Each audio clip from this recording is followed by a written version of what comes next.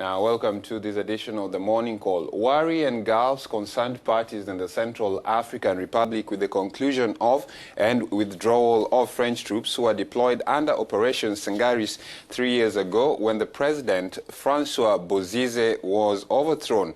Now, with the first start of violence in and around the capital, Bangui, 2,000 military French troops are bound to exit the country as the operation came to an end yesterday. French Prime Minister Manuel Valls, however, indicated previously that some 350 soldiers will still remain in the country as a tactical reserve force to try and help the remaining UN mission in the country. The United Nations peacekeeping force, MINUSCA, being in charge alone without the French troops is not favored by majority of people in Bangui and largely around Central African Republic, including protests against them last week. And a few hours before the arrival in Bangui of the Defense Minister, Jean-Yves Le Drian, the PK5, described as the last Muslim neighborhood in the capital, Bangui, has been the hotbed of violence between rival militias who have killed several people. At the end of last week, it's at the center of the country that clashes broke out. While addressing authorities in the country, the minister recalled that France had launched the Sangaris mission at the beginning of December in 2013. His ex-colony had faced unprecedented massacres following the ousting of President Francois Bozize. The seizure of power by the Seleka rebellion and the counter-offensive of the anti-Balaka militia had caused the deaths of hundreds of thousands of refugees in Chad and Cameroon and displaced people in the interior of the country. We speak about the implications of the departure of the Sangari mission with spokesperson of the UN mission in the Central African Republic, Vladimir Monteiro. Do you understand the concerns of some of the people in the country?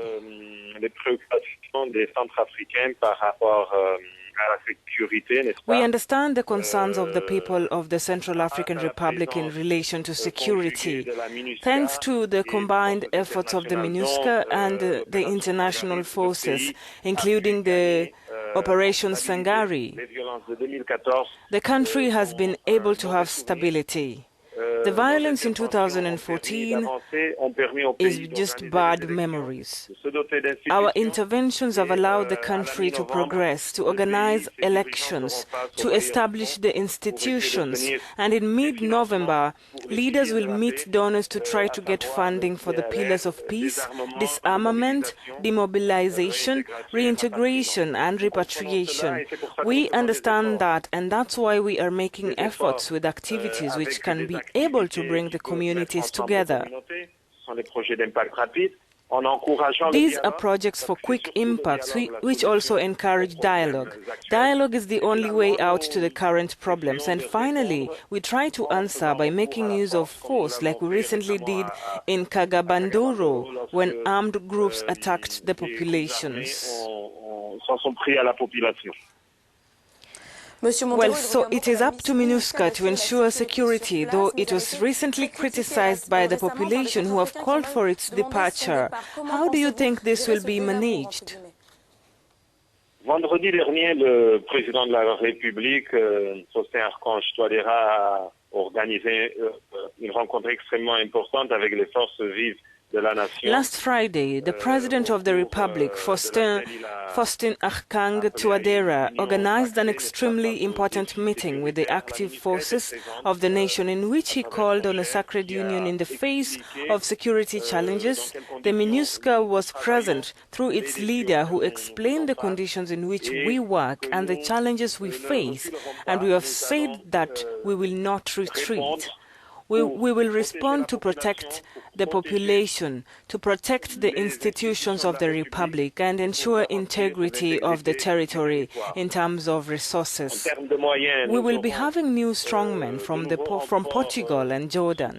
The Sangaris are leaving, but we have inherited from them the expertise in military intelligence. It is extremely important. We want to reassure the population so that they can focus on the causes of their difficulties, their problems, and try to solve them.